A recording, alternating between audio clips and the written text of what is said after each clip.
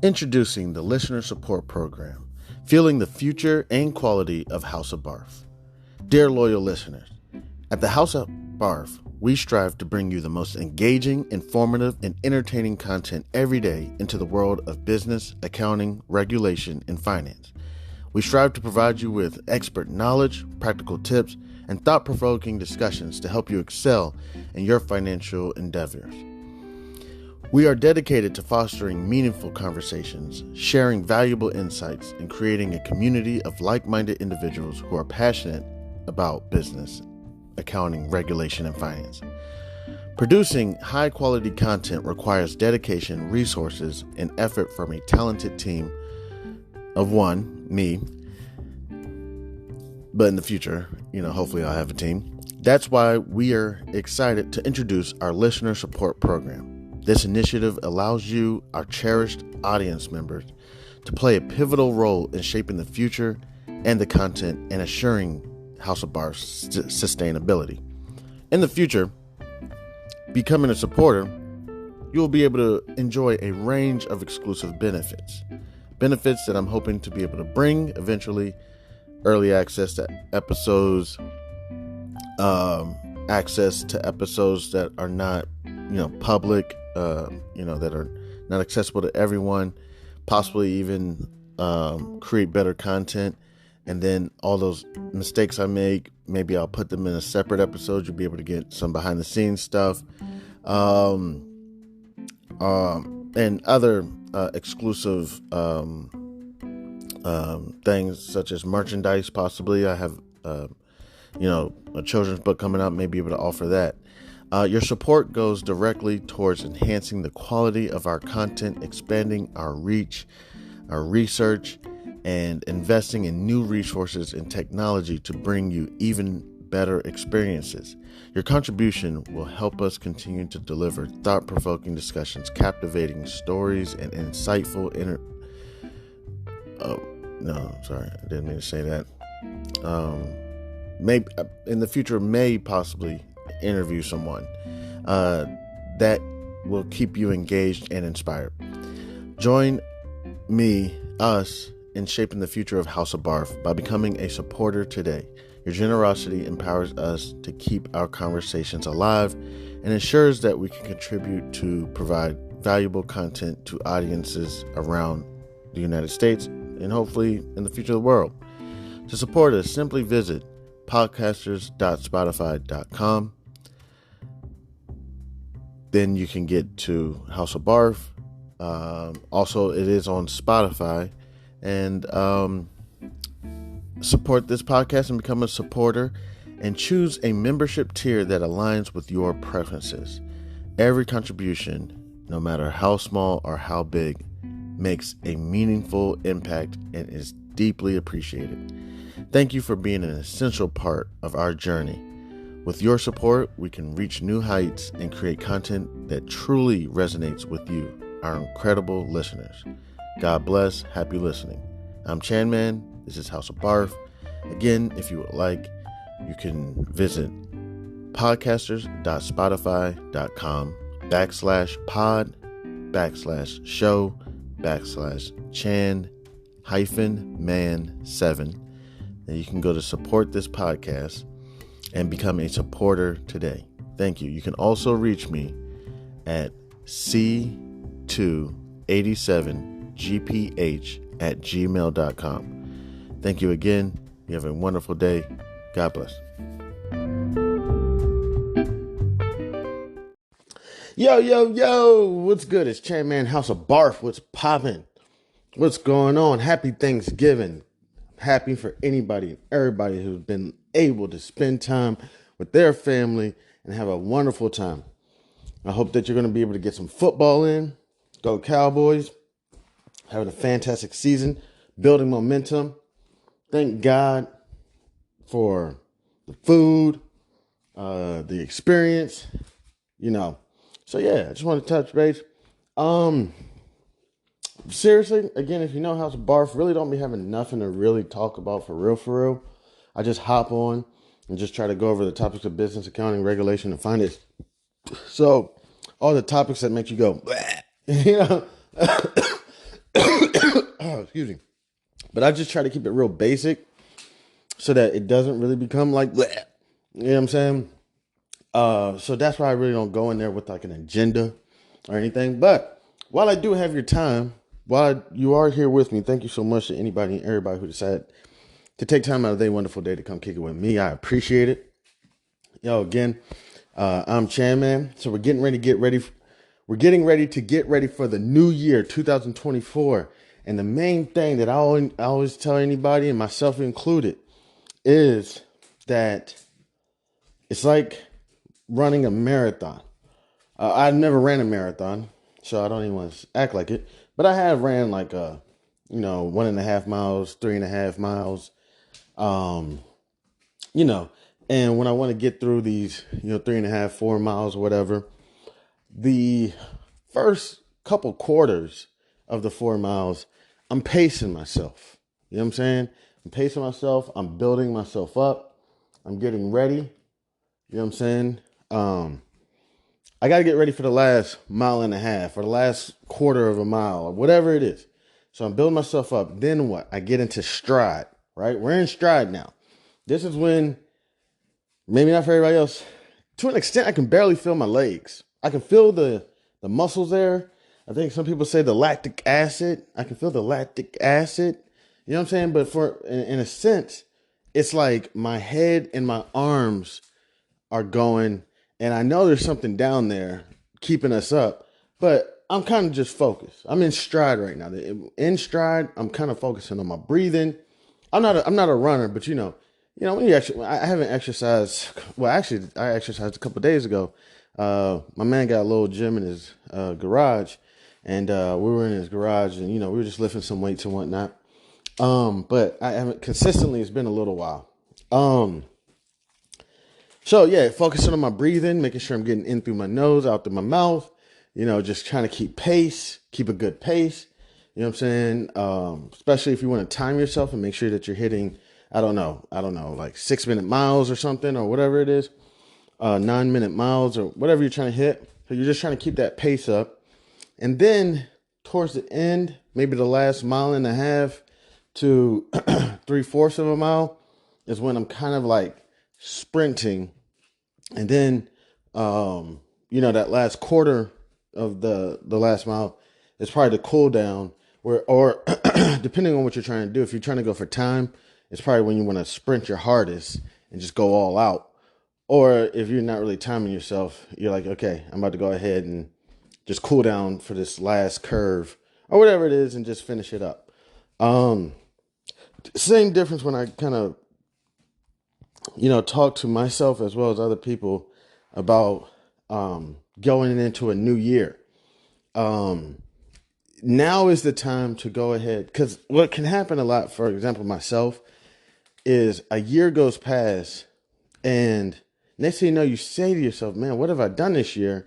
And you start naming, oh, wow, I did go to school and finish a class. Oh, I did get that certification. Oh, I did whatever it is, get married, or I did get divorced, or I did buy a new house, or I did get that new car, whatever it is. You just be like, oh, I did, or, had a baby. Or maybe you got rid of, I don't know, whatever it is, got rid of the baby. Whatever it is your decision is, you start realizing, oh, snap, I forgot about that. Now, on the other end, I'm not sure if I've ever had a year, I could be wrong, where I was like, what did I do this year? And it was like nothing. Like I did nothing. Like, I don't think I've ever had a year. And one reason why I say that doesn't really, and I'm not saying I'm successful. You know what? I am successful. I am successful in my own way. You know what I'm saying? I'm staying in my lane and I'm successful in my own way. But one thing that I think one reason why I do pretty well on consistently achieving goals or whatnot, not saying I achieve all my goals, is that I start to actually like September, October. This year's been a little off because I've been dealing with a whole lot of just devil shit, just terrible, oh my gosh, man, people can be terrible. Me included. I'm not trying to, exclude myself. I can be terrible too. I'm a human, but yeah, just been dealing with a lot of terrible shit. But at the same damn time, dealing with all this terrible shit. I had somebody yesterday tell me that my podcast sucked. Literally, not even kidding. I didn't even know they knew about my podcast. This is one, somebody that, I really, try to keep, arm's length. Oh, they say, I heard your podcast is boring and it sucks. I was like, oh shit. Thank you for listening. But um even just this year, going into the next year, I mean, I'm wrapping up a book. Still wrapping that up. Langston Mason's Cool and Made Stand Adventure. Wrapping that up. Wrapping up the podcast. This is all while being terminated and going through a divorce and a bunch of other shit. Custody, all while this is going on. Now, if I had a job, I can almost guarantee you I would have achieved, no offense, nothing. And I'm not saying, you could even say as much as got that promotion. Like, in my world, I'm not saying for everybody else, maybe if when you get your promotion, you actually get that promotion that gets you through that glass ceiling or whatever. But for people like me, that promotion, no offense, is really just putting me where I should have been when I got hired at the first place. For me, myself, I'm not saying for everybody else. It's like, oh, I got promoted. Now I'm making the amount that I should have made when at the negotiations at the interview. But whether something came short or whether they tried to throw more vacation days at you or they tried to throw some other type of benefit at you, maybe a higher match or something on your 401k or something, whatever it is. I don't know how it all works in HR, human resources. They know all that compensation, all that stuff. They know how all that works. But in there, if they made a negotiation like, okay, well, we may only be able to give you 72K salary, but we're going to give you 10K on your 401k, and then we're going to give you this, and you're going to have this many days off. So with all this benefits package, you're actually coming out at like 92 or something. You know what I'm saying? But you get that promotion. Now your 72 goes up to the 80,000 or 82,000, the amount that you've been meaning to make or whatever it is. You know what I'm saying? So, even if I was working the job and I got promoted 3 times in 1 year, which actually has been done before. I mean, in my own personal life, I've done it before. Still, no offense, to an extent, it really never put me where I wanted to be. I still was, struggling on the bills, still struggling to spend time with the family, was still spending a lot of my time just commuting back and forth from work or from daycares or whatever it is. Still never really put me in. And then as far as a certification or something, that's for me personally, that's something that I'm like excited about. It's like, oh, but don't forget you got that continuing education certification or that criminal, criminal financial, what is it? I don't know, the CFE. I can't remember it. But, or that cybersecurity certificate that you got. That for me is like, wow, that's great. You know what I'm saying? Because that's the stuff that you can take and be proud of yourself and say, damn, I did that. It was hard too.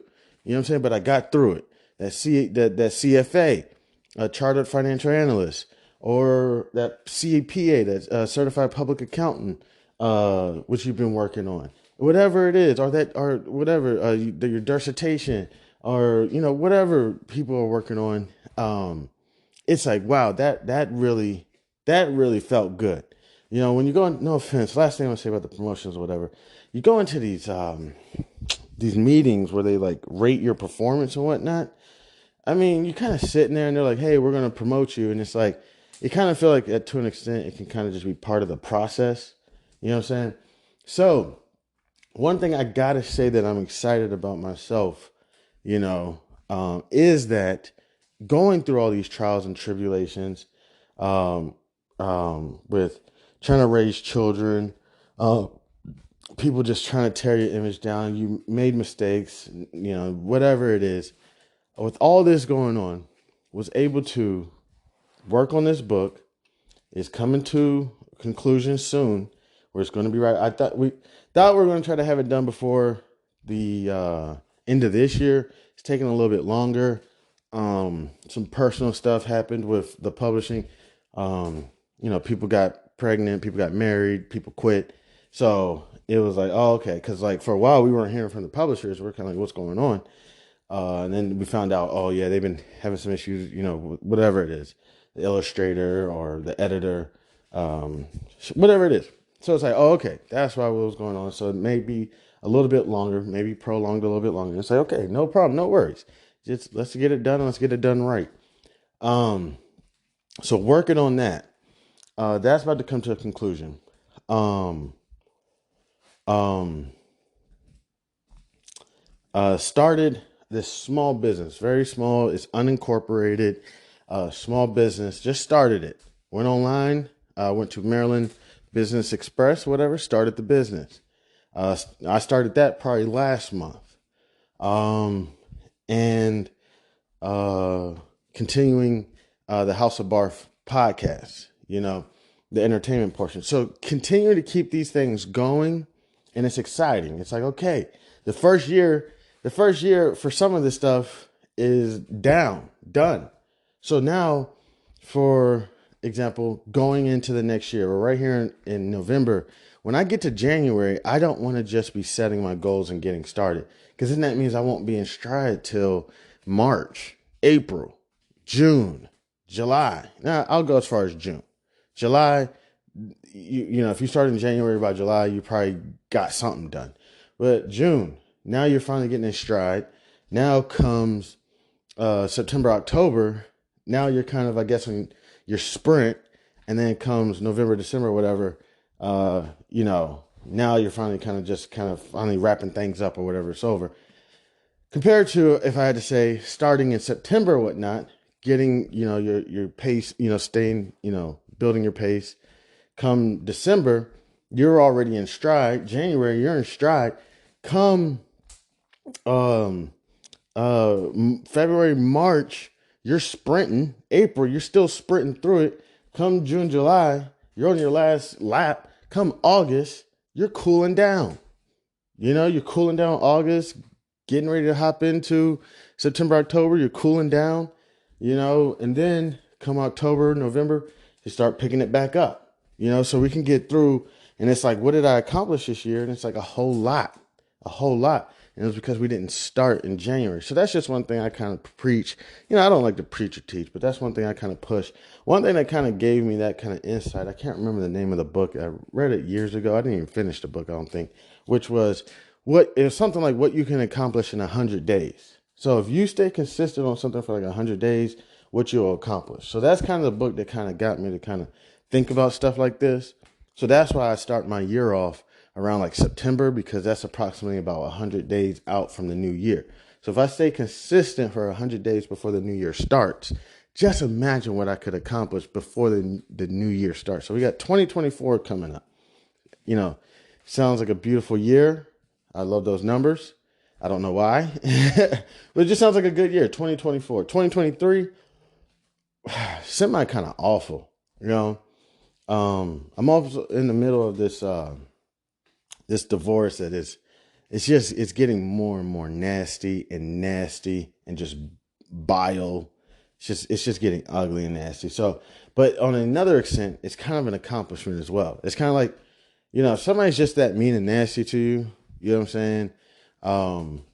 Even willing, throw your children in the middle of it as well, then it's an accomplishment to get out of that. So, and it's crazy because years ago, I got mad at this guy for telling me that I should have.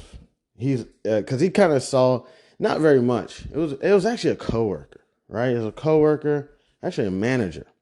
But this manager had a loud mouth. He was from Philadelphia. He had a loud mouth. I don't know. He just says what came to his mind. Kind of seeing the experience that I was going through back then, 2017 and whatnot. And here, one second, my bad.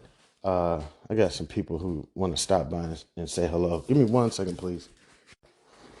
Yeah, I'm back. Yo, it's so crazy the support that I've received. I just had some people that want to stop by and say Happy Thanksgiving, and I always try to stay with some grub in the house, and they just wanted to grab a little grub. I don't have too much, but I'm about to go over a couple houses that invited me over. People that just really want to give their support, man. Because, like, if you know me, you know I'm not the best person in the world. I got issues. You know what I'm saying? But it's like, man, at the end of the day, I'm not. People are like, man, Chan, you're not that bad. You're not that bad.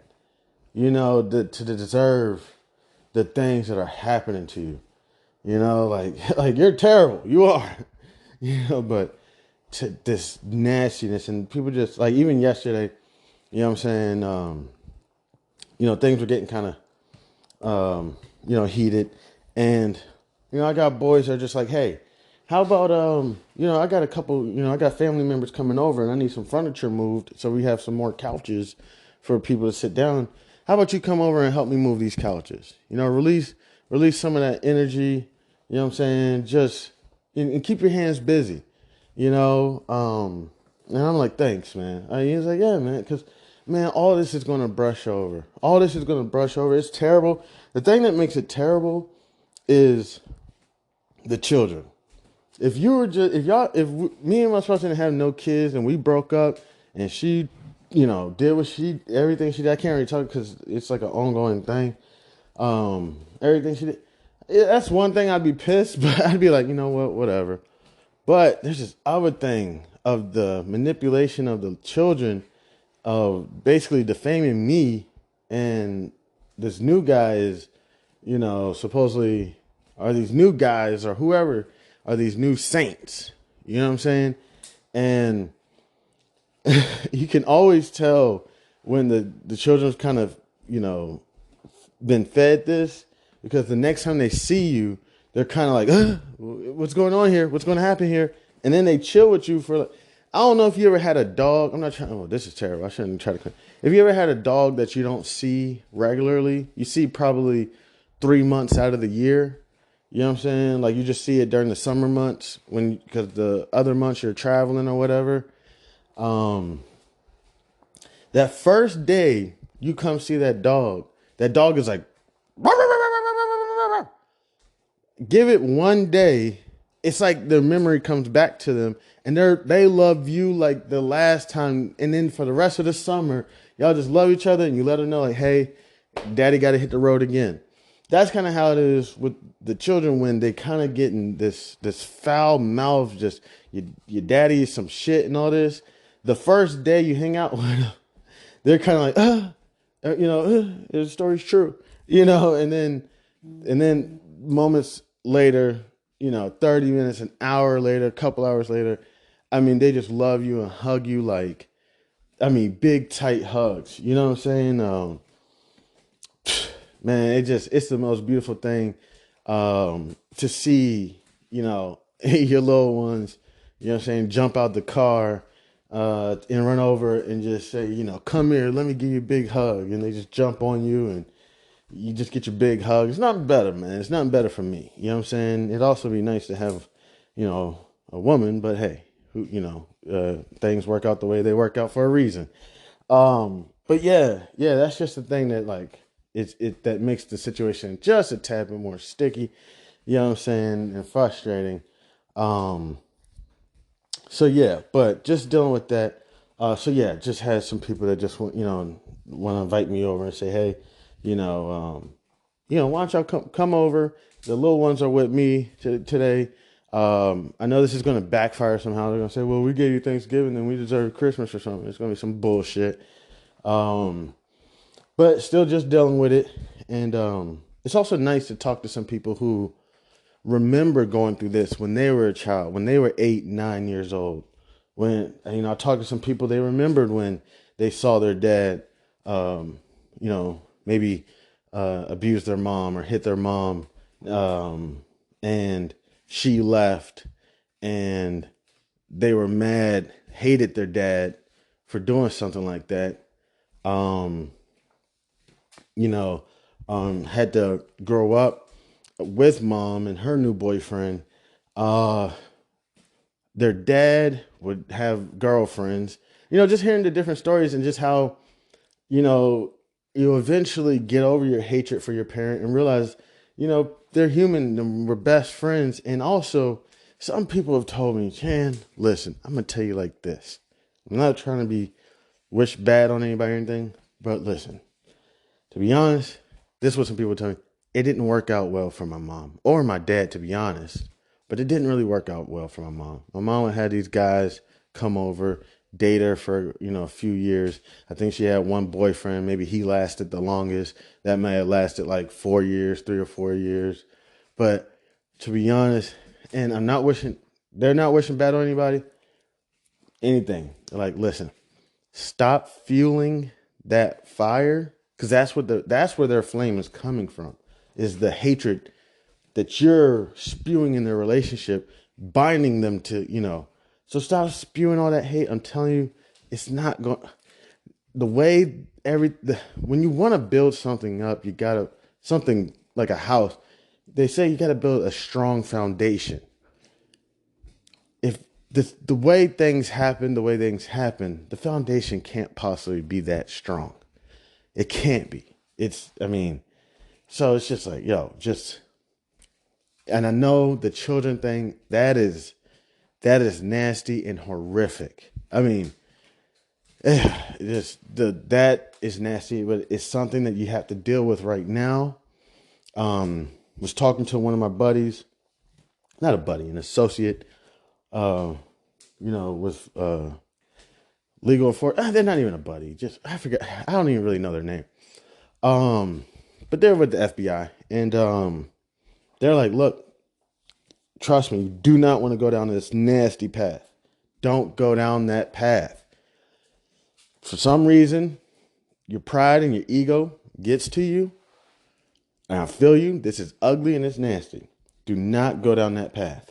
Trust me, there are ways to go about this legally, through the legal system, and fight and get your story told and everything. So, just dealing with all that. So loving the support that, because also there was months there where I was sitting by myself, and all I was hearing was how much people hated me, how stupid I am, because I really wasn't talking to anybody. I was by myself, and this person who hates me would call like daily, still kind of does. Even yesterday, found some time to reach out to me. I'm chilling, and I typically don't have my cell phone with me. I know people don't understand that stuff. They're like, what? I don't have my cell phone with me. My cell phone is always in the hands of someone else. People like my cell phone. I got a Samsung S23 Ultra, whatever. People like playing on my phone, watching TV on my phone, especially, my little ones, So my phone is usually in someone else's hands. So it was actually in one of the hands of my little ones. They're like, hey, such and such is reaching out to you. And I'm like, oh, for real? I was like, all right, what do they want? And it was some just bastards, just stupid shit about me. I was like, what the fuck? I wasn't even doing anything. We didn't even talk to this person, nothing. But the last few months has been like that daily. It's almost like if you have somebody call you daily just to tell you I love you. It's the opposite of that. It's like they call you daily just to let you know that they still hate you. It's like, what the fuck is this? So, all right. Been talking about 25 minutes about different various topics. Because honestly, I don't know what's going on in the market. I knew the futures market supposedly was open today. I said, oh, cool. I want to really get on top of my futures. Want to get on top of my Forex. I think futures and commodities are kind of the same thing. But want to work on my commodities. Basically these things. I just want to work on these things. I'm going to get it tight. And then eventually I can throw probably some crypto in there or something. I'm really pissed about crypto right now because my money's funny. So I would love to be in XRP. I would love to be in Ethereum, the big three. In Bitcoin, Bitcoin's up to like 36,000. Would love to be in it. But right now my money's kind of funny, so can't really enjoy it. So what's, I could be touching on the same topics every day, but what's going on? Okay. So let's just start. And don't call me seriously. I listen to 99.1. It's like Bloomberg Radio.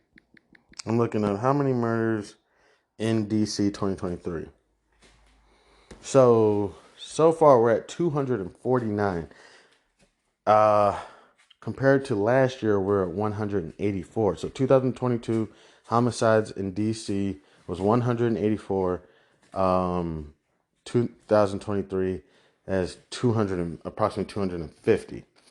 That is sad. That is truly sad. And we still have about 30 days to go. You know what I'm saying? It's not a race, you know.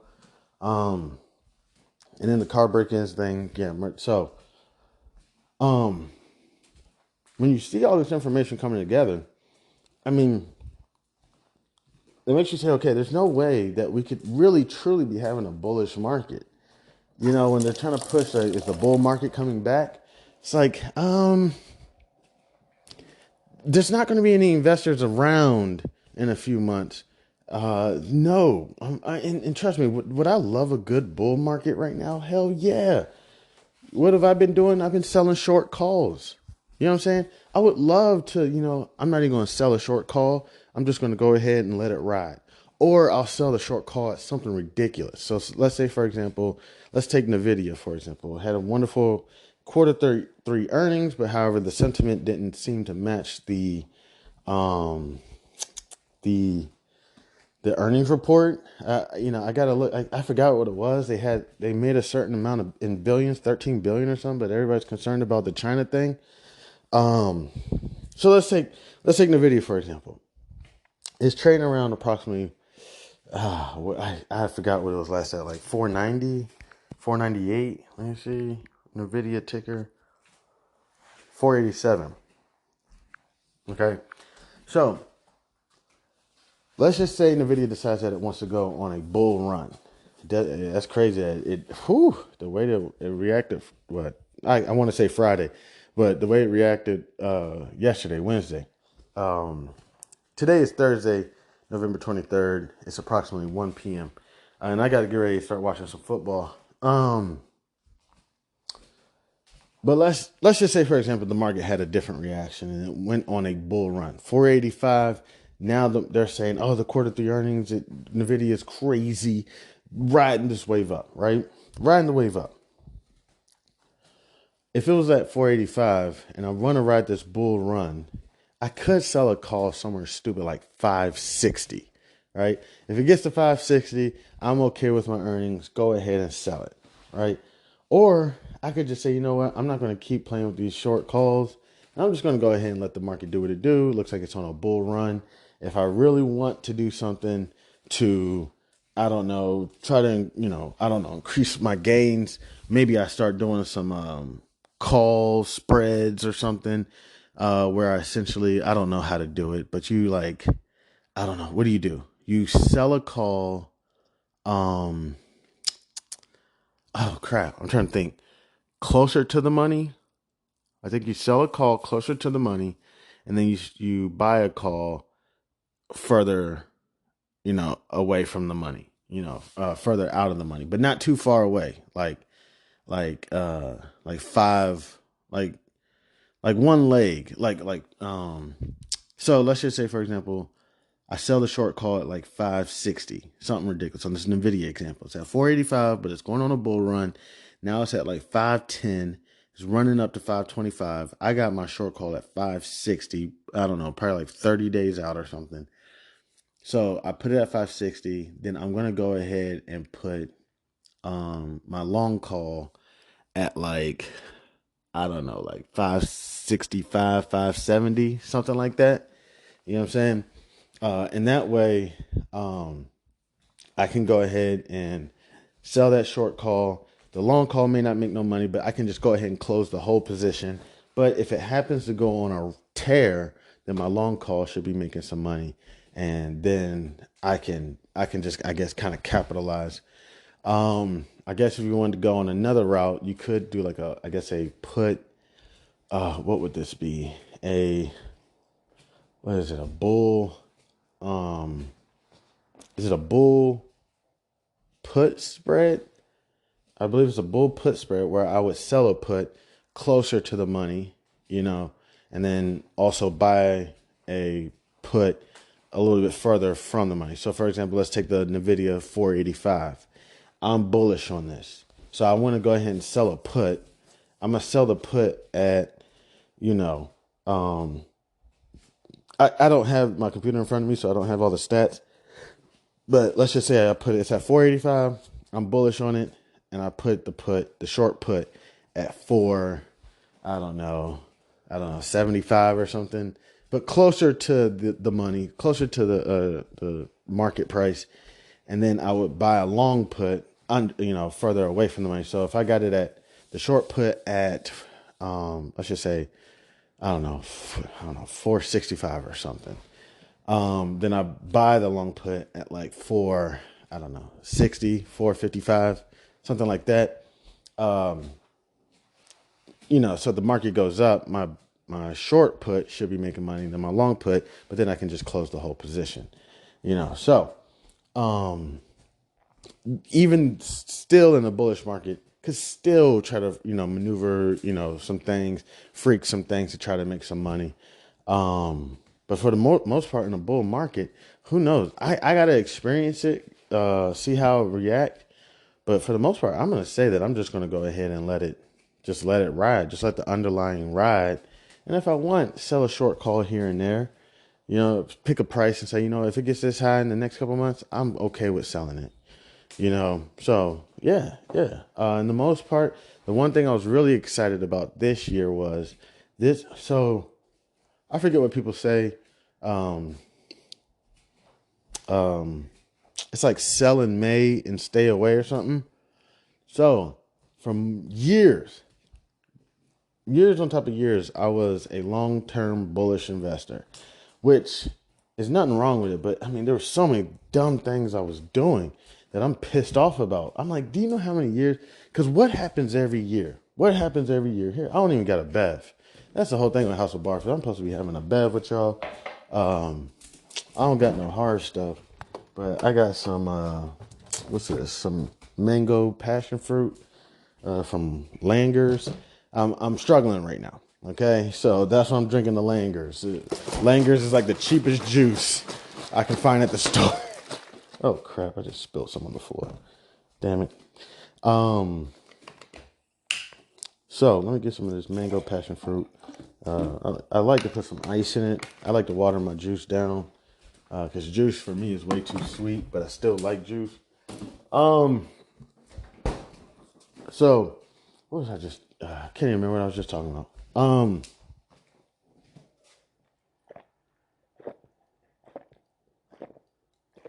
Oh, good. So one thing I was really excited about this year, again for the longest, you know how many years? Listen, I don't be trying to boast or brag about this shit. I've been trading since I was 16, 17 years old. And you say, well, how are you trading when you're 16, 17 years old? Yes, there is a thing called a custodian account. Okay, but when I was 16, 17 years old, my pop opened up an account and put like $500 in there and was like, have fun. And I learned so much about the market. I think my first trade, if I had to think, my very first trade, I want to say Google. I think it was $500 a share. So this is like 16 years ago, right? So I think it was like $500 a share. So I think that was my first trade. If it wasn't my very first trade, I think Sony might have been my first trade. And then I sold Sony and then bought Google. It was one of those. Bought Google, held it long for years, gets up to thousands of dollars. I'm not even sure. Sell it. But this is the thing that's been getting to me. And then I started building up portfolios of long positions. The thing that pisses me off, I've been trading 15, 16, however many years. Never had a hedge position. Never. All I had was long positions. Never had, I was always one of those, the market would turn itself around every 24 months it drops and then it picks itself back up and blah, blah, blah, thinking I'm the world's best trader in the world. Like, no, idiot.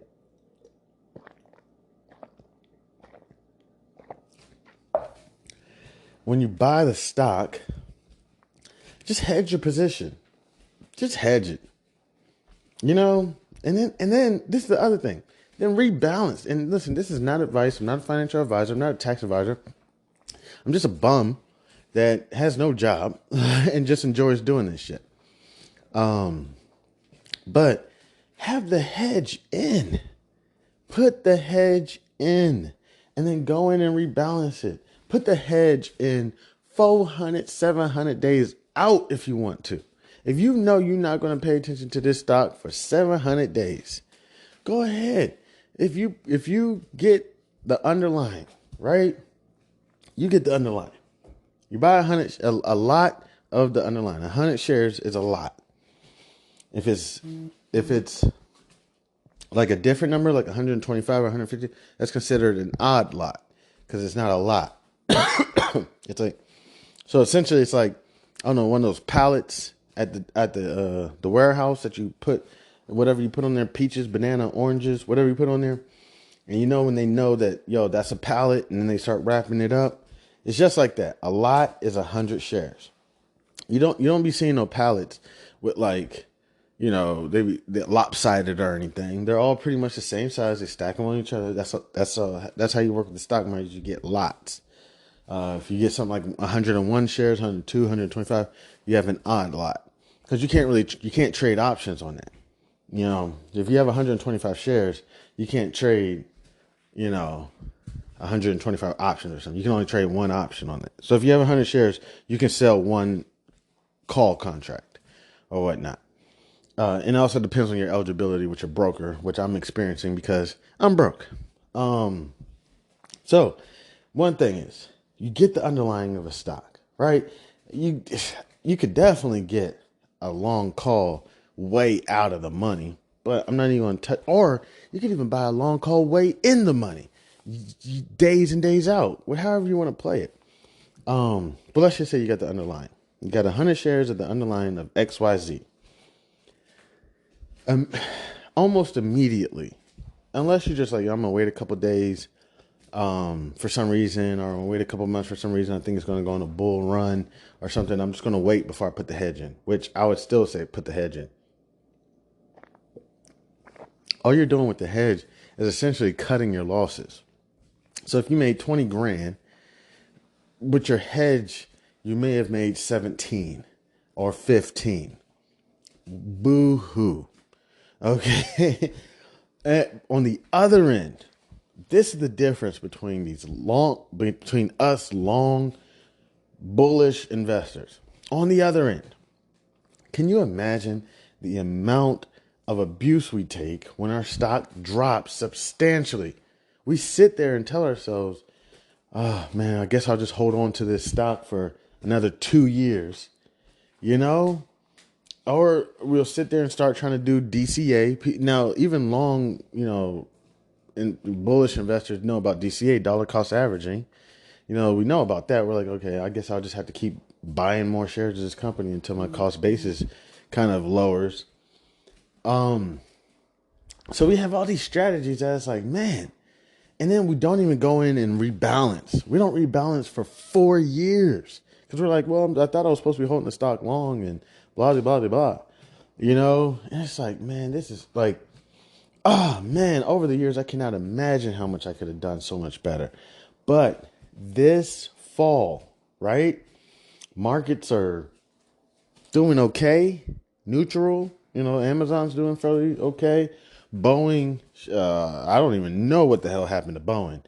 I mean, oh my gosh. They got some deal with Dubai, is it the United Emirates? They got a deal with them where I guess they're going to be providing them with airplanes, and that just sent their shit way up. Let me think. Apple, I messed up with Apple. I messed that one up. I was trying to sell short puts on Apple, and when they would expire, I was trying to put another short put in, but I kind of lost track because when I sell a short put, they take the money out of my account. You know what I'm saying? So I guess I lost track, and I was putting short puts in at like 175. You know what I'm saying? Whatnot. I guess I missed like 20 days. I forgot to keep putting those short puts in just in case it dropped. Then I would acquire 100 shares, and now this joint is at like 190. So I was like, damn, I slipped up on that one. But these stocks look to be doing pretty well. In the video, yeah, we see them skyrocketing. I can't even tell you all the other various companies that are rocketing, but the market seems pretty neutral, if not positive.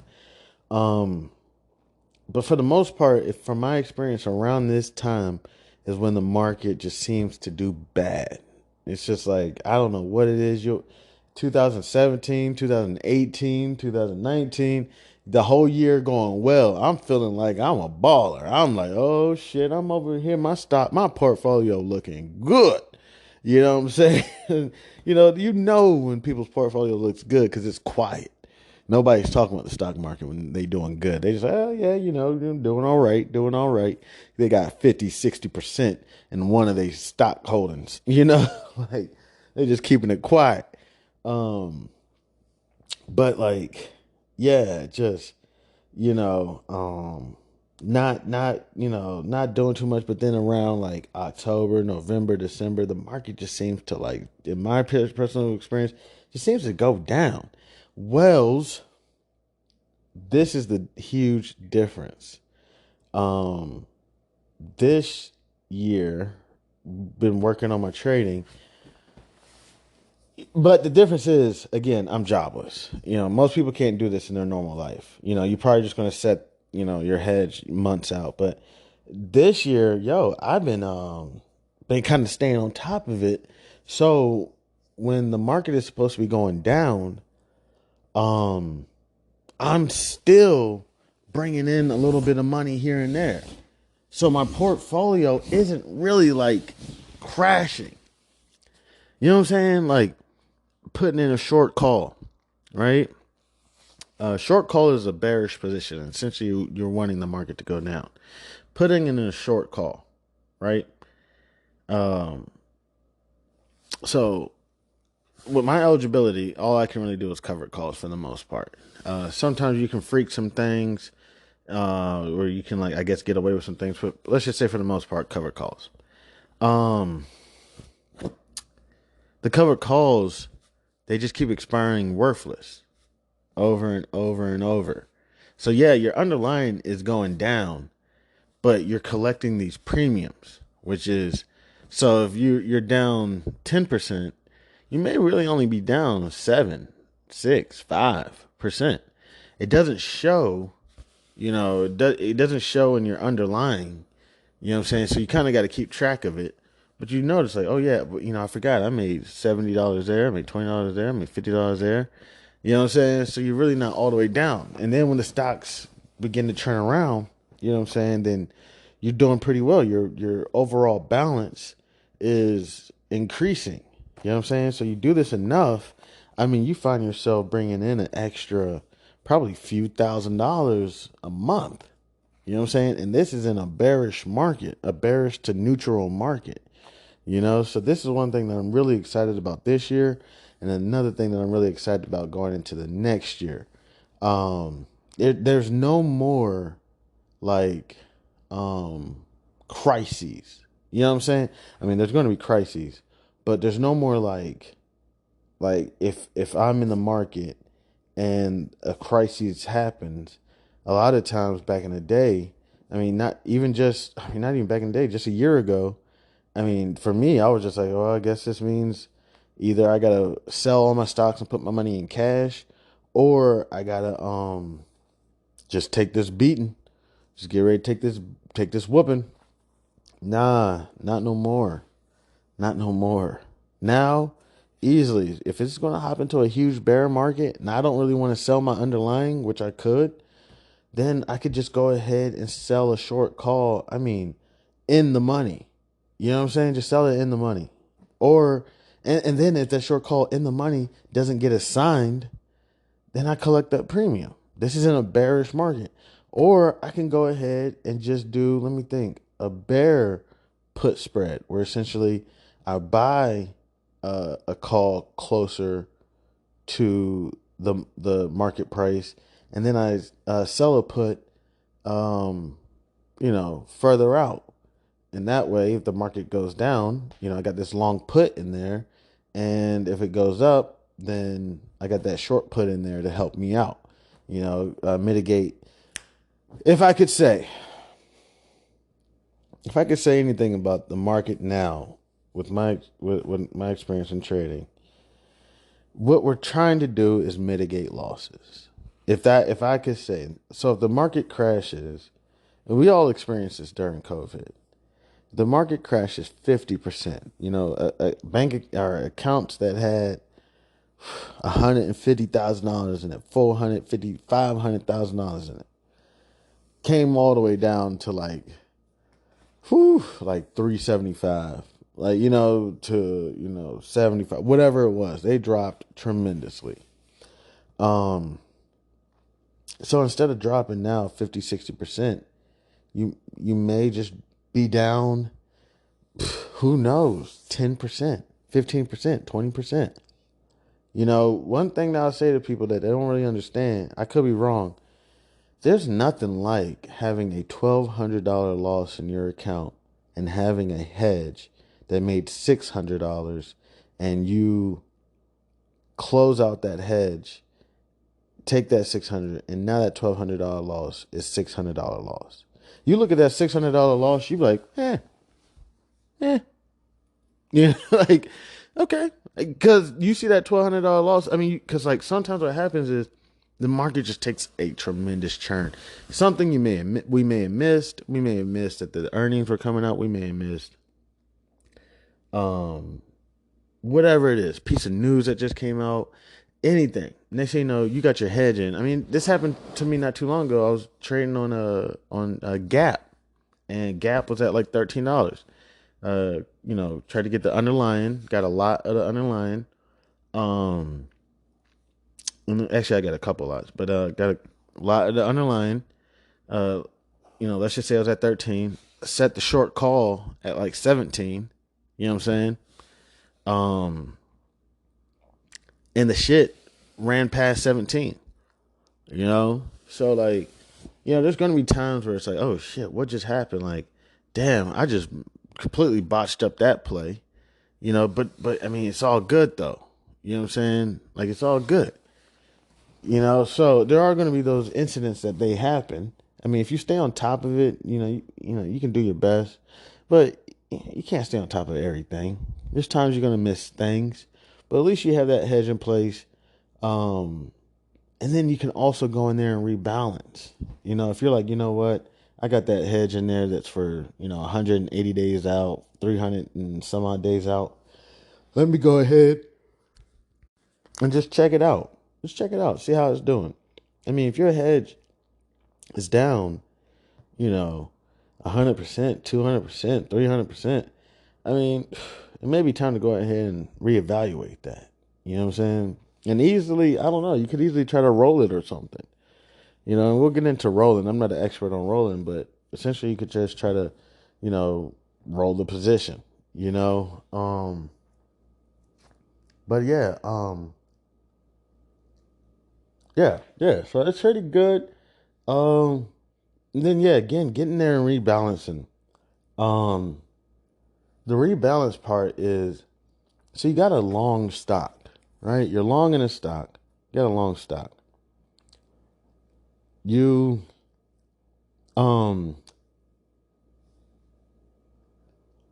you. One second. I'm trying to think.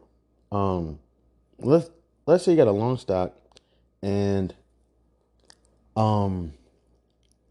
you're up 50% on the year. So you invested it in, I don't know, October last year, and that's October this year. And you're up 50-60%. Going in there and rebalancing just means like, look, I could go ahead and get rid of this stock now. I'm at 50-60%. It had a good run. You could start selling the short calls if you wanted to, or try to put in a long put. Maybe you just want to secure it. And all that really happens is just it's seriously just taken away from some of your gains. If it doesn't work out, if it shoots up, so the stock shoots up and it goes up to past your short call. For example, in the gap example, the short call is at 17. It shoots up to 18, 19. My underlying made me $1,200 in one day, but now my short call is down, $500-$600. So really, I only came out $600 on the day. So yeah, you can have those. So you're gonna have those positions. So you could easily do that if you want, or you could just close out the whole position and just move on to another position. But again, how many times do we do that? How many times do we look at that 50% and 60% gain and almost not know what to do with it? Kind of just like, I'm just going to go ahead and leave it, hands up in the air. I just hope it goes up to 100%. I'm pretty sure there's people out there that got 2,000% on their investments. They bought a stock 30 years ago and now it's up 2,000%. But for the most part, I mean, if you get 50% in a year or something, it's like, yo, go ahead, take it. Take it. Trust me, the stock is going to come back down. This is history. What goes up must come down, so don't sweat it. Like, I know you want to be in this stock right now. It's a great time. It's at $200. You bought it at $90. Trust me, I can almost guarantee you at some point it's going to come down. And look, in investing, anytime you hear terms like guarantee, risk-free, anything like that, run far, far away.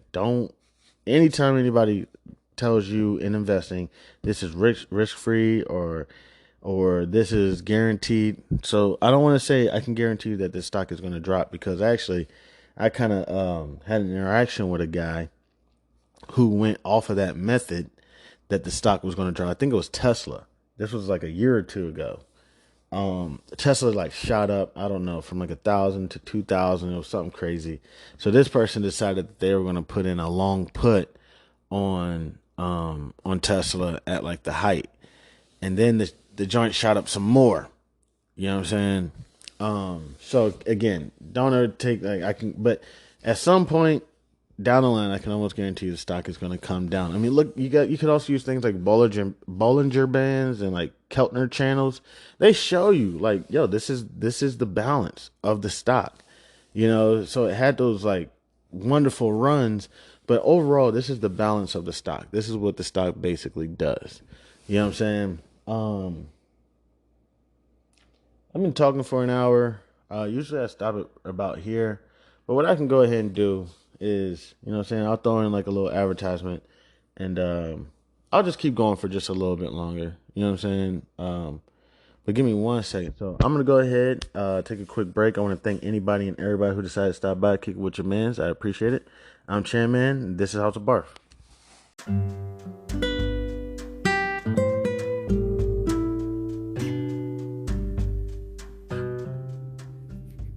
I am thrilled to introduce you to an exciting new storybook journey that I believe will capture your imagination.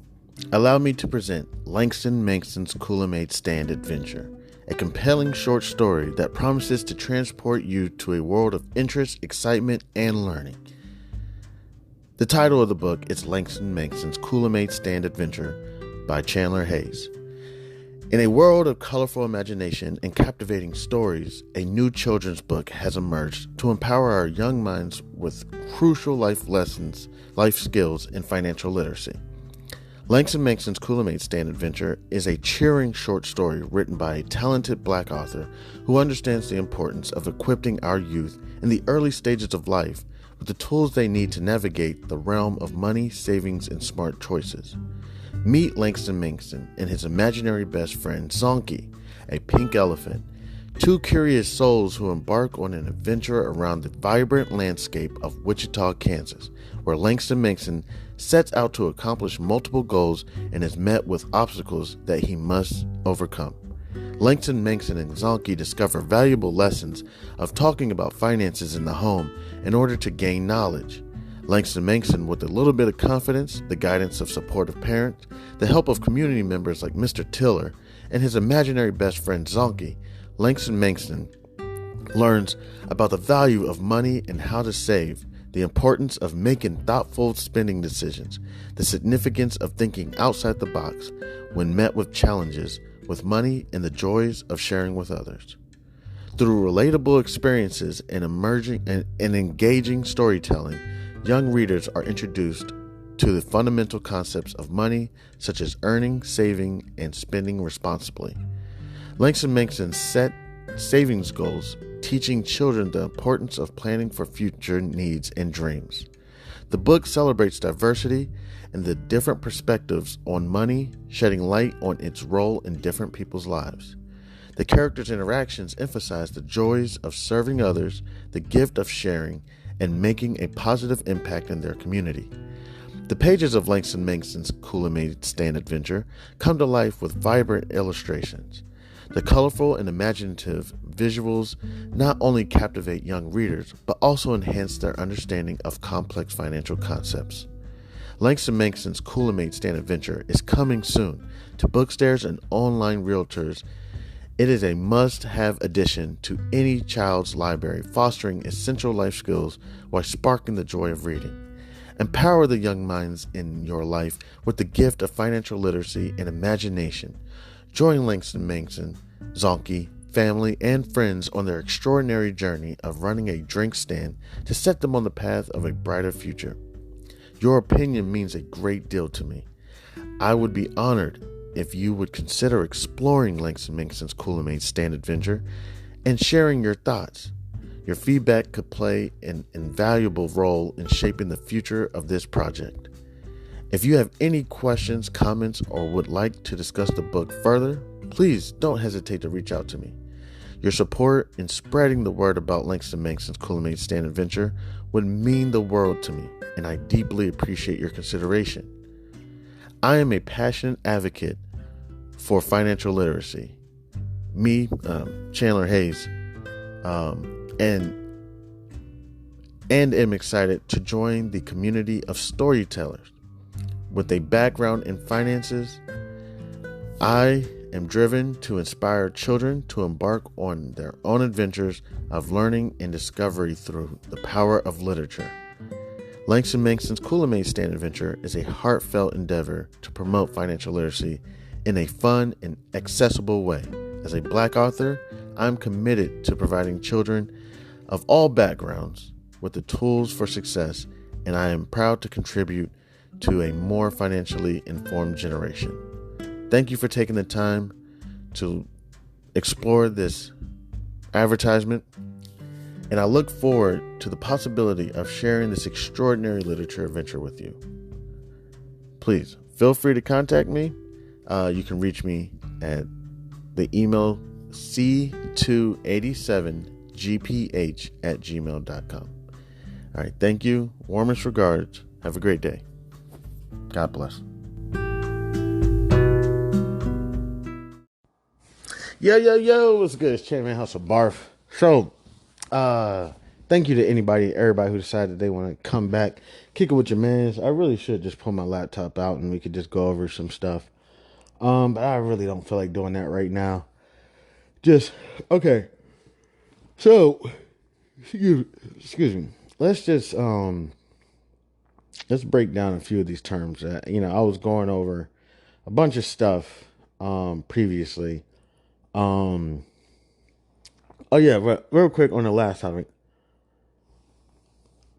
There's no way to predict the future, right? I mean, not right. I'm not trying to say that, but I can't predict the future. I just can't. I can't tell you if the market's going to go up. I can't tell you if it's going to go down. So I actually was talking to somebody about NVIDIA, this past week, and, kind of a way that it should be approached. One thing that I stated was a straddle might be a good, and I'm not giving out advice, guidance, or nothing. We're just talking. So a straddle might be a good approach because this earnings report is going to make NVIDIA move one way, shape, form, or another. Now, if I could just toot my own horn, I did say that it was going to go down. And basically, they're like, why do you think it's going to go down? I said because the numbers are going to reflect the quarter four earnings, which the quarter four earnings is not going to be that well. I said this before yesterday came out and people started saying it. I was just talking to one of my buddies about it. I was like, this one is not going to be this one's not the one. All right. This one is going to reflect what's about to come. And people are going to take that and it's probably going to drop. So you're going to read this earnings report and be like, what the fuck happened? It's actually a pretty good earnings report. Well, there's going to be some things. I don't know how to read earnings reports like, everybody else. But there's going to be some things in there where people are like, we don't know what that's going to bring. For example, the Chinese sanctions or tariffs or whatever, regulations that the America put on the NVIDIA's chips. And NVIDIA is trying to find a way to get around it, you know what I'm saying, and whatnot. So one approach we said was a straddle, maybe a good position. Again, this is stating that we don't know what's going to happen in the future. If anybody else was to look at NVIDIA prior to the quarter three earnings came out, I can't remember, like yesterday. If anybody else was to look at NVIDIA before the quarter three earnings came out, I can almost guarantee you they said that NVIDIA was going to go up to like 502, 503, 510, whatever. It was more so for me was, I want my computer out so I could kind of show you what I was looking at on the chart. Let me see if I can get this laptop out. It was more so, I think the 52-week high on NVIDIA is 502. So I'm kind of looking at that and I'm like, okay, it could breach that. And then also I'm looking at I believe I was looking at the Fibonacci. Let me see if I can get this stuff pulled up. And I was like, you know what? And then there was a few things I was looking at. I was like, you know what? I'm not too confident in NVIDIA this quarter three earnings, but I do think it's going to move. I think it's going to shake.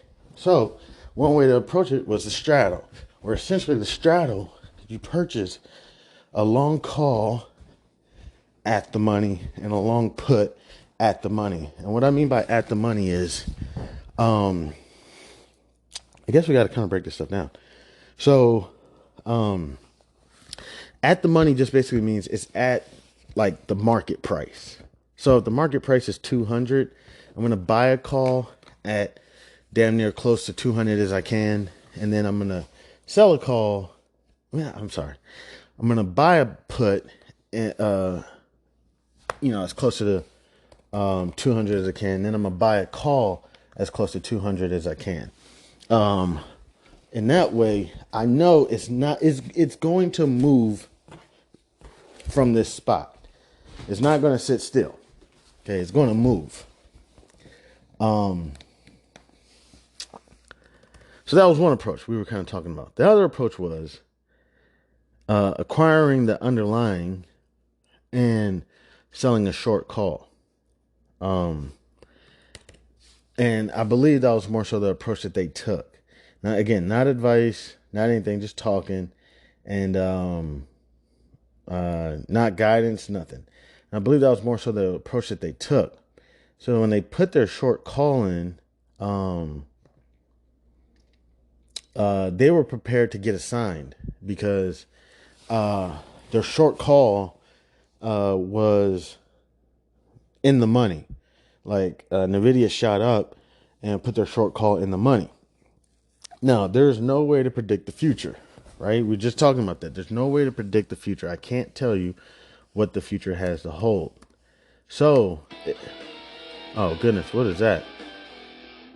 Well, Texas, it's been fun, but it's time for this supervillain family to... Sorry, I just turned... What in... Suburb. Who's that for Sheboygan? Oh, this is some show. Let me see. I gotta find it. Okay, there it goes. All right, there's some show my little ones were watching.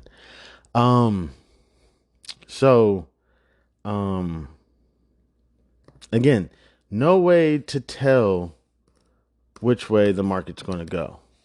There's no way to tell.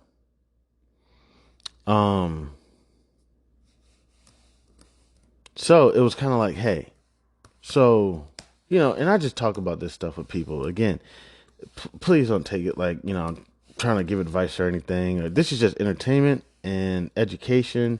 That's all it is, and a guy who's just passionate about the industry. So I was like, with the short call, could possibly roll it, and shoot it up a little higher, or leave it in the money, and kind of, see what happens. Wait to get it signed or whatever. I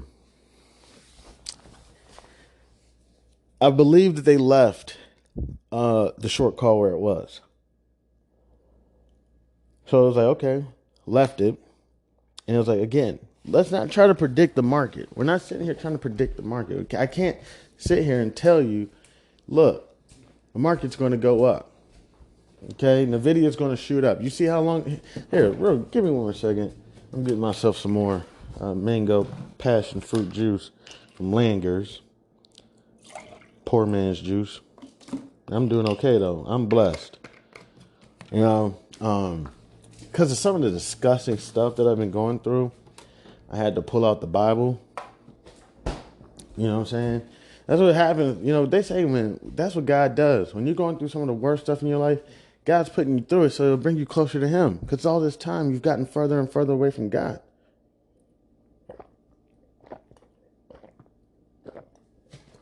Here, real quick. If y'all don't know, I'll be going on tangents and whatnot. So, I think I was in Deuteronomy. Because people doing wrong to me.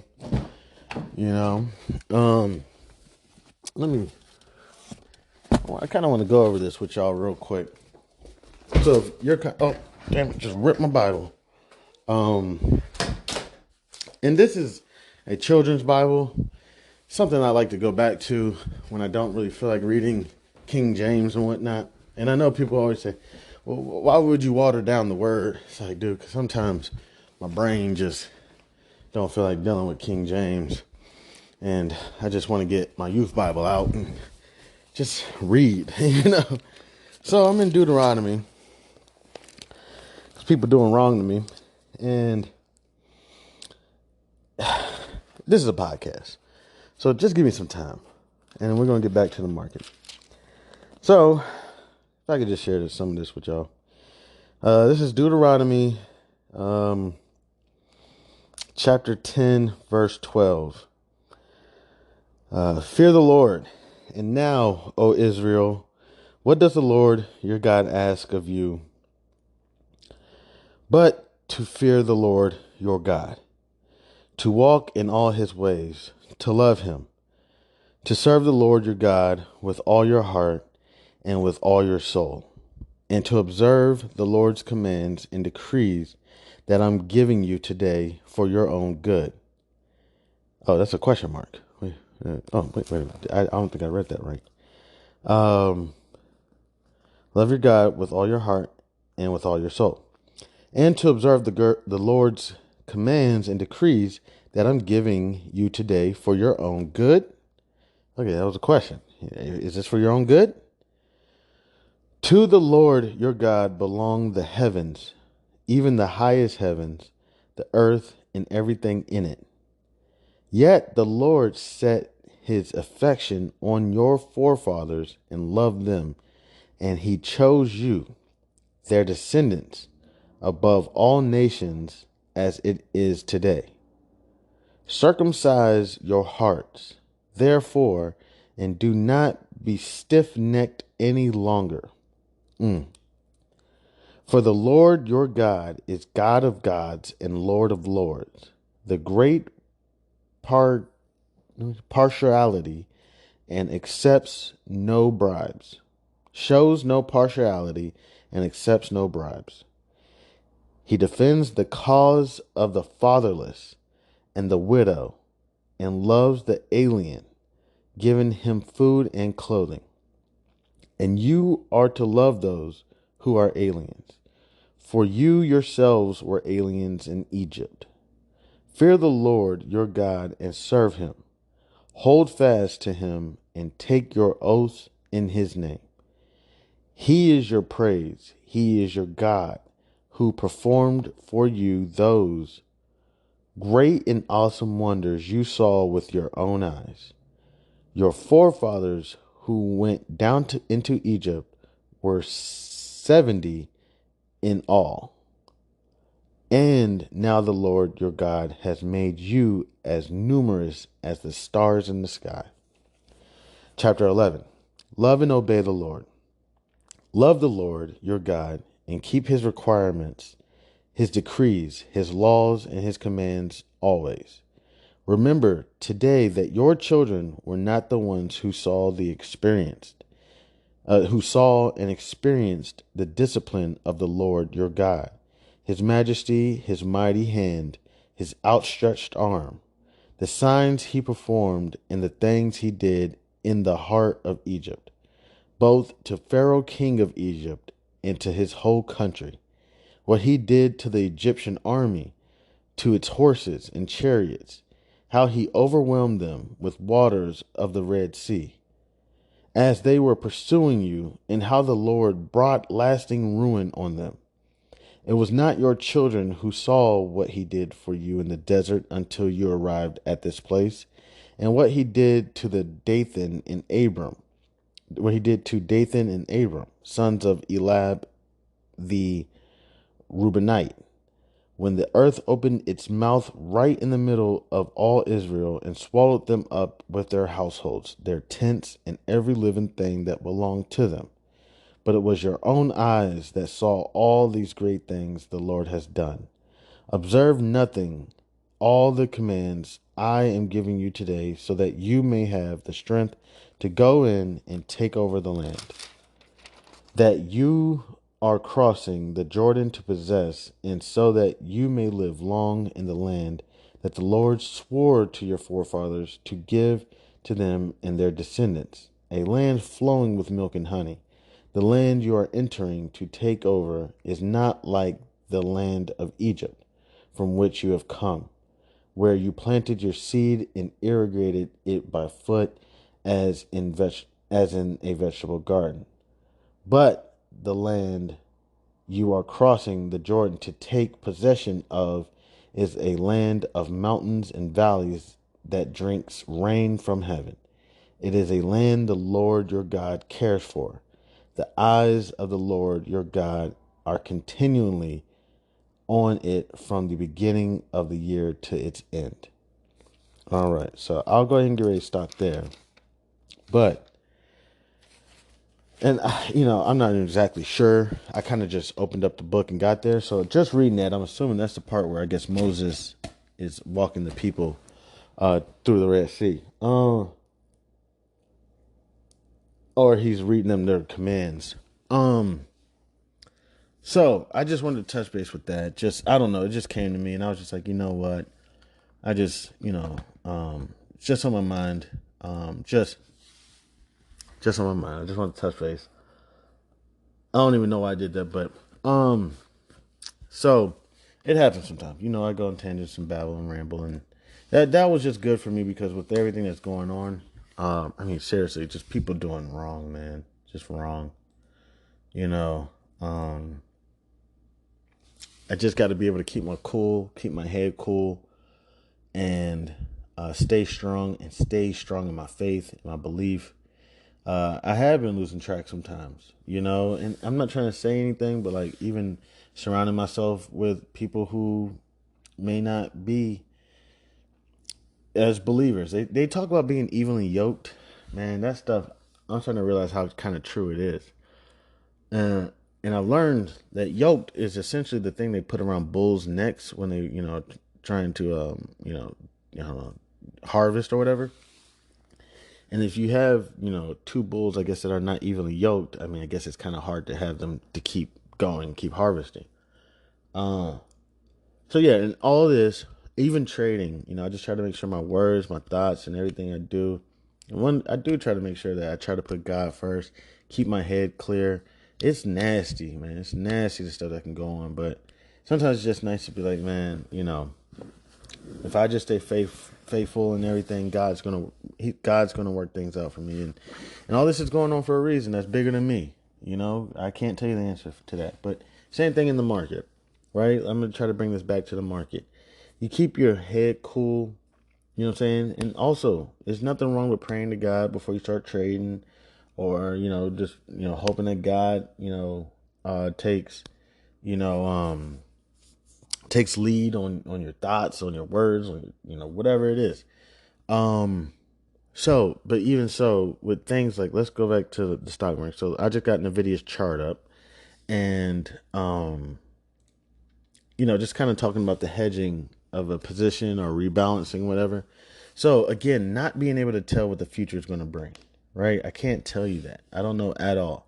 I mean, dead ass, like, if I could tell you that some of the people were doing what they're doing to me, um, I could have never thought this would happen in a million years, in 100 years, whatever. You know what I'm saying? So the same thing with the market. You got to keep it cool. You got to keep it calm. You got to keep your strategies, and you got to keep moving forward. So looking at the video, right?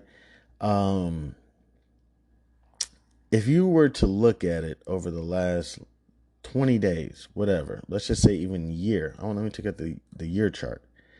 You could easily say, oh, when this earnings report comes out, it's going to be a wrap, right? Easy. However, a couple of things is, and this is kind of why you want to put in these hedges and whatnot to kind of protect yourself. I've heard people refer to it as like an insurance. Is that truly, we really do not know which way the market's going to go. We truly do not. We cannot tell the future. And therefore, I'm not even going to try. So, one reason was kind of like, you may want to take a look at that hedge position just in case. I understand you want to get the underlying, right? NVIDIA is $1 trillion organization. The CEO of NVIDIA supposedly became, I don't know, Hang, just became, I believe, like one of the richest CEOs, or is on track to becoming one of the richest CEOs due to if NVIDIA keeps increasing. But just a little technical analysis, right? Okay, just technical analysis along with the fundamental analysis. We got some of the fundamentals down is, I don't know how much, 13 billion coming in, whatever, 5 billion, whatever that was China, but they don't have that anymore, blah, blah, blah. I don't know all that information. I got to work on it, but just going to the technical analysis, the high on the 52 weeks, let me check,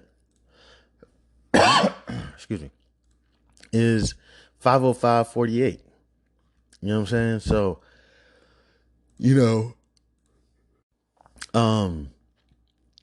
I mean, just what? Let's close the day on Thursday. Just, let me see, like 2:00 on Wednesday. I mean, this thing was reaching, let me see, like five. See, I'm not even sure. I gotta zoom in. What is that? Like 5:05? Like 5:03? It's like, no, it's like 4:00 on Tuesday. Let me see. 4:00 on Tuesday. So, you see these things, and you're like, you know what? It's reaching 52-week highs. Looking at the Keltner channels, I mean, the top band is at about 503. It does appear to be oversold according to the RSI. I can't remember all these things are. These are different like studies that I'll take a look at. And the CCI does appear to look, and the MACD does appear to show oversold, and that it's going to apparently have an upward movement. So you could look at all that and say, okay, after these earnings reports come out, that it's going to have upward movement. But we can't tell the future again. Again, cannot tell the future. So what do? We talked about the straddle, but weren't able to do the straddle. I don't know, through the eligibility or something.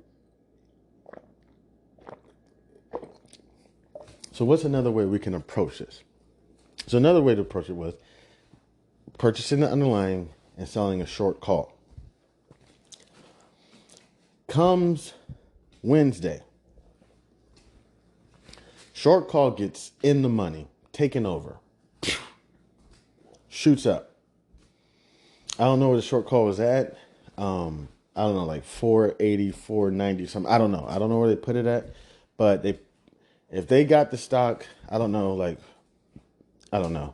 Nvidia be moving. If they got the stock at like 475 or something, 480 or something, put the short call at like 490 or something. Or I can't even remember. I wasn't there. We just kind of strategized, talked about it. It goes past 490. This thing is in the money now. It's in the money, but I don't think it's broken even. I don't think it's reached that point where it's 490 plus whatever, like let's say $50. So it's really you're good to about, I don't know, 525 or something, 535 or something. I don't have all the math together. So I don't think it's broken even, but it's in the money. So it's like, oh crap. Well, I'm probably going to go ahead and have to get rid of these shares at like, 490 or whatever, which is cool because, they made some money. Really wasn't looking to get assigned, but hey, we're here now. Next thing you know, okay, here, give me 1 second. All right, I gotta get ready to go in a few, but yeah. So it was like, all right, let's go ahead and put this hedge in, right? And next thing you know, the market's going up. It's like, oh, yep, we got to get assigned. Next thing you know, we start seeing a downtrend. It's like, oh crap, oh wow, what happened? People didn't take too kindly to the quarter three earnings. So now we're in a position where this contract we're not in a position, but the associate I was talking to, in a position where their hedge may actually expire worthless, possibly may expire worthless. We still can't tell the future yet. And this was when all the sentiment was showing. We just saw on the RSI, the CCI, showing oversold. Nvidia's on a tear. It's like, oh, when quarter three earnings come out, man, it's going to skyrocket till we don't know what. Now, I am looking at the Fibonacci, and the Fibonacci is telling me, from what I can see, is that it is kind of in this neutral area. It's kind of in this neutral to kind of sold territory. So in my personal opinion, I was like, I can't see it hitting no 513. All right, its highest was a 52-week high, if I'm correct, was approximately 509 or something like that. So I'm like, I can't see it hitting no 513, no 516.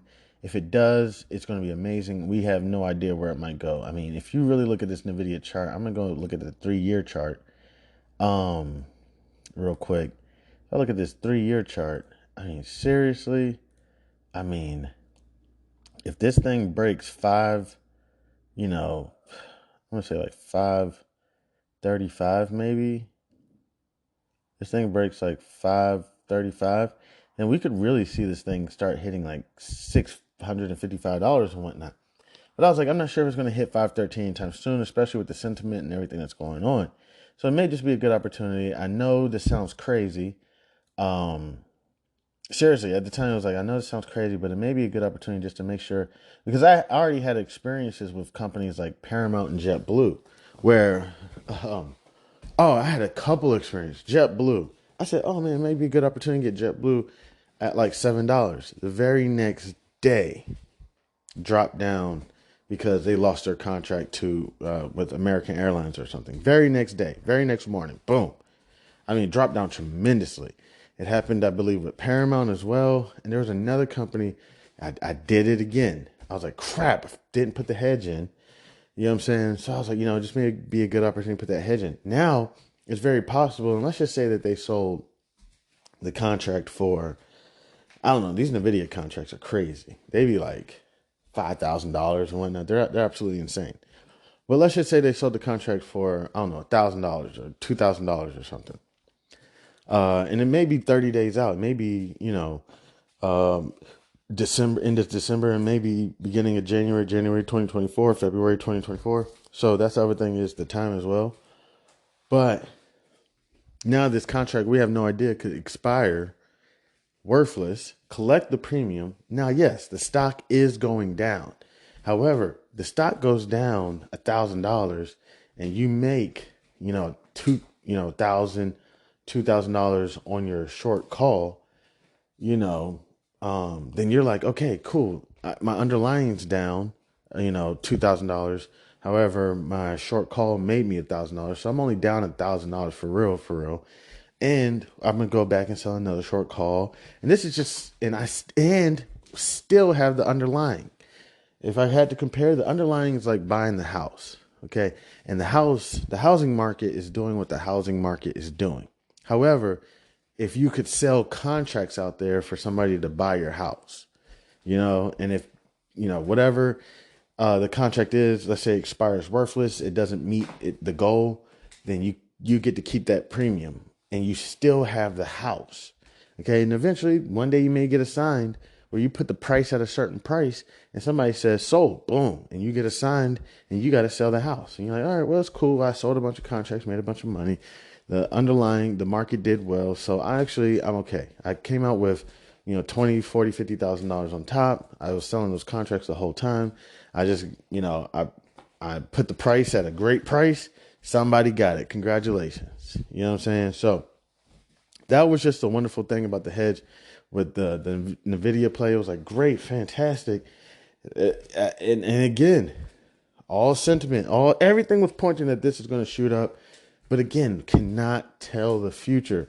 So in that way, that's why you have strategies to protect yourself. You know what I'm saying? To protect yourself from any of this nonsense that could happen in the market. You're saying, oh, wow, look at this earnings report. It's fantastic. Well, this person says, no, it's not fantastic because the earnings before interest and blah, blah, blah, blah. It was not as high as it was back in the day. So therefore, blah, blah, blah, blah, blah. And it's like, oh, crap. So it goes down. So that was just wonderful having those hedges in. There was other positions that I'm like, man, I really wish I would have had a hedge in just to protect me from taking that $2,000 loss or whatever it is. So, and again, that's just hedging. And again, we already did touch on like rebalancing. Rebalancing is just coming in there and saying, look, I know what your intentions were. Your intentions were to hold on to these stocks long term, buy low, sell high. Warren Buffett has Coca-Cola since 1939, and we thought we were going to do the same thing, which is still possible. But there's nothing that didn't say that Warren Buffett never sold any Coca-Cola shares. There's nothing that said that one year when he went up 50% on Coca-Cola, that he didn't sell his shares. Now, Warren Buffett may be different because when you're a multi-millionaire, billionaire trading stocks, you may not be able to sell and buy as you like. But let's just say, for example, let's say the first day he bought the stock, the shit shot up 50%. There's nothing to say that he didn't sell the stock and then buy it back later at a lower price. You know what I'm saying? So that's more so where the rebalancing comes in. If you're down, like even with rebalancing with the option contracts. So for, you do your risk analysis. If I received $500 in premium and right now I've lost $450, it may be time to go ahead and rebalance that and just reassess the whole situation. Same difference if you recently just bought, I don't know, let's say Crocs or something, and you bought it at, I don't know what Crocs is at right now. Let's just take a look and see where Crocs is at. I actually like Crocs. I may trade that tomorrow. Let's go take a look at Crocs. I may put this in my watch list. Crocs Inc. currently at 93.70, right? So, you want to get Crocs at 93.70, closed approximately yesterday, Wednesday, November 22nd, 2023 at the end 4 p.m. Eastern Standard Time, at approximately $93.70. So, forgot what I was about to say. So you want to acquire Crocs.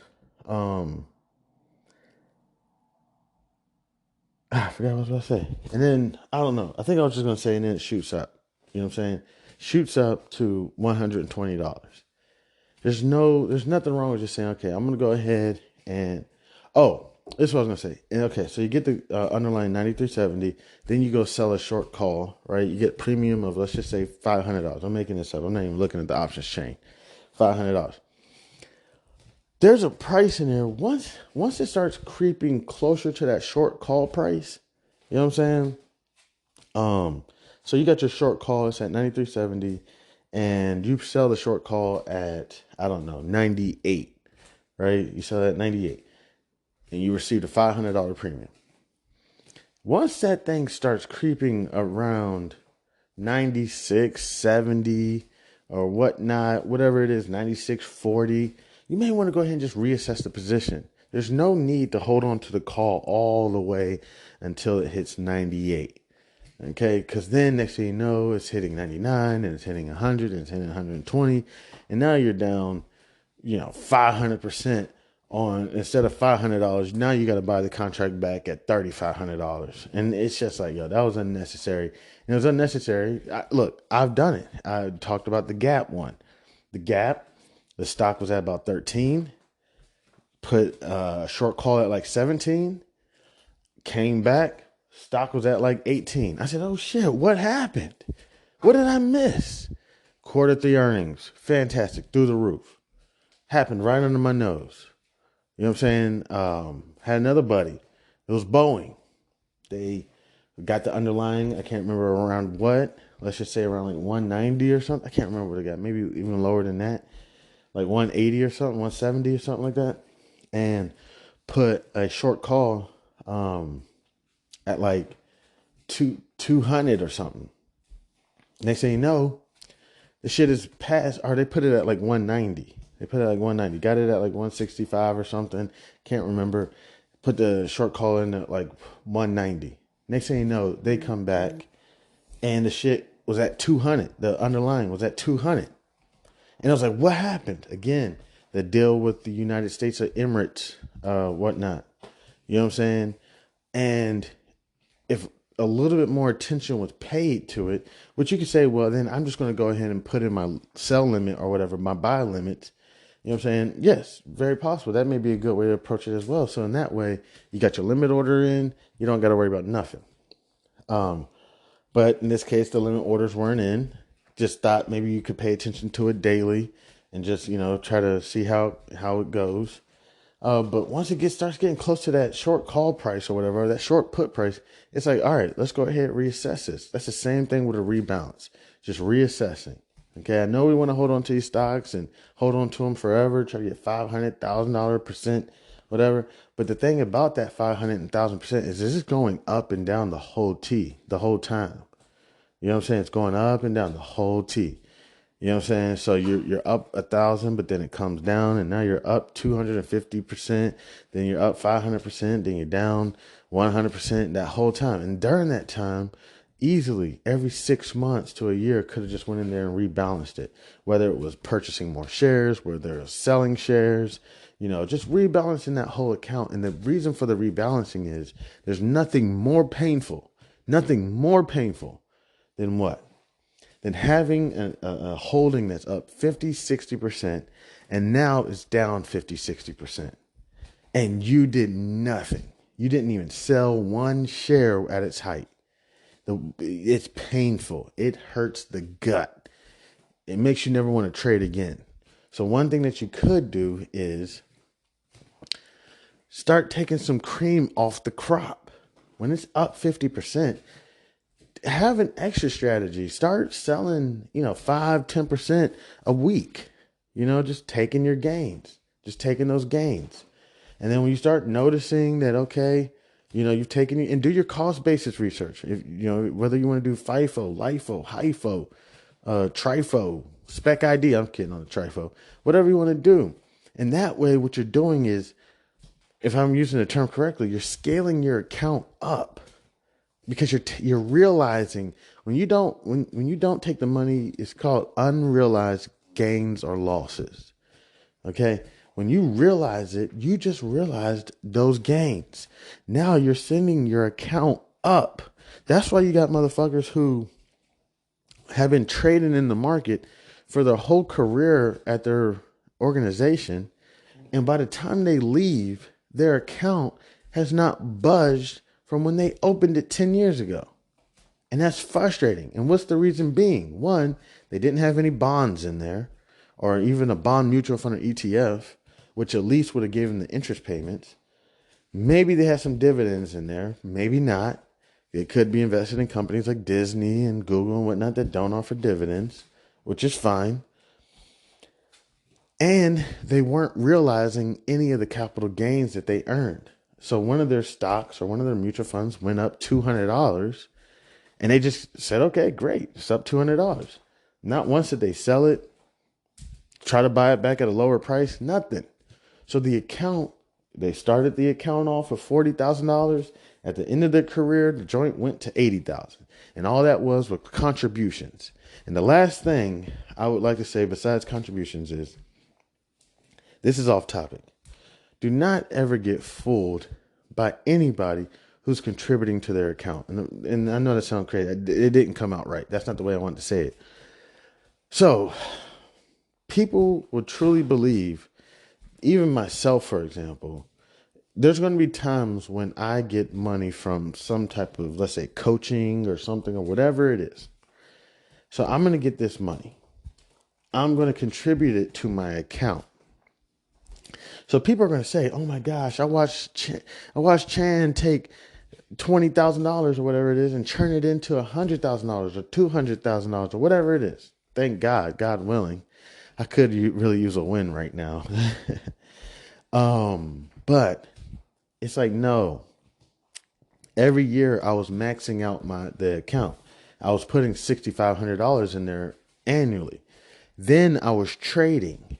Okay, so I'm trading, I'm contributing. That's why you're seeing the account go up so well. So you'll see this a lot. No offense. You know I love my trap stars. Love my trappers. But hopefully one day we can put it into the trap. I just saw something about the cartel militia and how deep they were. I forgot. I saw somebody said they had 20,000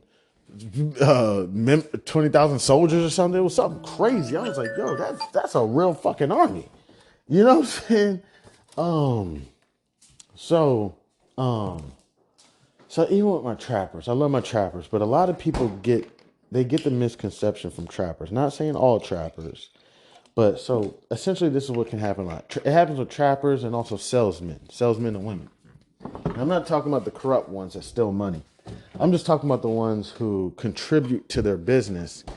And there's nothing wrong with that. And pretend that it was the business that got them where they are. So for example, I'll tell you a personal story. So I was selling insurance. We're just taking a sip of the B.A.R.F. Mango, passion fruit, Langers. I was selling insurance. I was like 18 years old. Like, I started selling life insurance. At the time, I believe I was at Primerica. No, it's not that I believe. No, I was at Primerica, and I'm selling life insurance. Around the same time, I graduated from college. Wait, not college, high school. Yeah, I graduated from high school. When I graduated from high school, I received a lot of gifts in the form of money as well. With this money, I was able to contribute to my bank account. I already had a car, all this stuff, right? So people said, "Oh my gosh, life insurance must be doing you well." So what happens? More people want to buy life insurance from me. It happens the same thing in the trap. So you got this trap star. This person says they trap. Their nickname is Trappy. They trapping. What can happen sometimes is they get an inheritance or something. Grandma passed away. Great auntie passed away. Uncle, grandpa, somebody passed away and left them with a bundle of money. Now, with this bundle of money, they're able to go get the new Jordans, whatever they're in, the new J's. They're able to get the new Dior, whatever it is. They're able to get a new car. So what does everybody say and do? They say, "Oh my gosh, the trap must be doing him well or her well." You know what I'm saying? So what do people do? They start saying, "Man, well, I'm going to them for my drugs," or whatever. It's like, no, don't fall into that. Don't fall into that trap. So they take the money, they fund their business, and they make it look like it's their business that's making them all this money. And it's like, no, man, don't fall for that. So when you see somebody such as myself, if it ever happens to me, and I'm claiming it, it's going to happen. I'm going to get my account up to, major figures so that I can, start buying, getting my house and everything that I'm trying to do with all this stuff that's going on. That's just a travesty. It's truly, the devil is alive and a lie. Oh my gosh, this stuff is, honestly, going through it. I don't really say it to anybody, but I'd be like, yo, devil, you're after me. It's like I can see the devil is after me. It's like I can see it with my own eyes. And it's coming in the forms of family and friends. But to an extent, I'm not even mad at my family and friends because I can see the devil. I know it sounds crazy, but it's like I can see so I get mad at my family and friends and I'll be like, yo, you're not going to play me. But to an extent in my heart, I'm not mad at them because I knew it way back when, even before they were my friends or even before we started hanging out more, that, for example, I hate to say it, they were like really not into their Bible, nothing like that. Kind of damn near even atheist to non-believer to whatever it is, right? Kind of even knew this. Now I realize that the nastiness that's been going on, while I'm at my lowest moment, these people are kicking me down even further. Now, have I done people wrong? Absolutely. You know what I'm saying? But like not to an extent of the nastiness that they're portraying. Backstabbing to its fullest. And to be honest with you, I've never really truly been backstabbed in my life. I've had friends steal from me and whatnot, but just not like nasty, nasty backstabbing.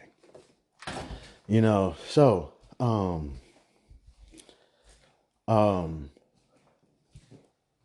don't even know where I was going with all that.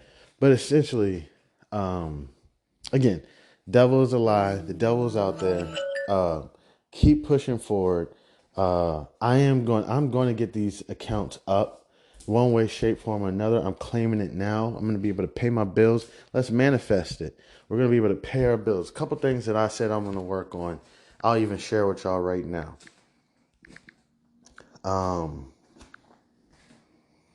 What I put? I will build my relationship with God. I will become a billionaire. I will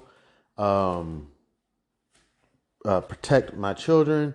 I will there's some other legal stuff I'm working on that I don't want to talk too much about. I will be smart. I will play. I will be healthy. So these are a few things that I'm going to work on. We just want to go ahead and manifest it and again, not letting those lies come out there. So yeah, I will let you know that I'm going to work on things like even taking out a loan to put into my account so that I can meet certain eligibility requirements. Now, that's risky as hell. That's risk. So you're going to take out a loan to put it on margin? That's a double loan. You're in big trouble, boy. That's a double leveraged account. You're in trouble. If that shit goes down, you're going down. You know what I'm saying? So, but yeah, don't ever get fooled about like, now I'm not saying all sales insurance people or all trappers don't have their money through their business. Okay. But it's also smart if you just fund your business and next thing you know, your business starts taking off. You're doing fine, right? To an extent, you kind of faked it till you made it. But yeah, that's just one thing I do like to point out is don't get wrapped up around. Humans can be very visual creatures. Don't get wrapped up around all that because you'll look at the shoes, you'll look at the clothes, and you'll say to yourself, "Oh, they must be balling." You know what I'm saying? "Oh, I heard they were trading forex. Oh, I heard they were trading stocks. Man, I want to get into that. I want to do it." You know what I'm saying? It's like, dude, you don't even realize. I'm not trying to be on any business, but they had an inheritance or something, and they funded their account, so that's why you see the 100K in there. You know what I'm saying? Like, don't even worry about that. You know what I'm saying? What you want to focus on is the actual business. How much are they trading? How much are they bringing in? How much are they realizing? And then go ahead. You could take those strategies and start moving forward. And that's what we're really going to work on. So, all right. I just want to stop by for Thanksgiving and say thank you so much to anybody and everybody who decided to stop by and kick it with your mans. I appreciate it. I hope you get to spend plenty of time with your family. I hope, we give praise to God. And I hope that we also tell the devil that he's a liar and that he's going to be rebuked out of our lives, out of our homes, so that we can enjoy ourselves. Um, I have nothing else more to pretty much add today. Be kind, rewind. Again, thank you so much to anybody and everybody. And trust me, there's going to be people that are going to hate on you and talk about you, and there's going to drop stuff, call you a hypocrite, sell out, all of other types of racial slurs and everything. Go ahead, let it be taken. Keep moving on. And we got this. We're going to work on these markets. Tomorrow, the market should be open. I should be there, 9:30 on the dot, ready to get in there. I'm not sure exactly what trades I'm going to be playing on. A couple of companies I'm looking at. I can tell you I'm looking at IBM. I'm looking at General Dynamics. Those are a couple that I can think of off the top. I'm thinking about Apple. These are a few that I'm thinking about, going to start selling short puts on possibly, depending on how my account and everything works. So again, I just want to say thank you so much to anybody and everybody who decided to stop by and kick it with your mans. Happy Thanksgiving. God bless. I'm Chanman. This is House of B.A.R.F.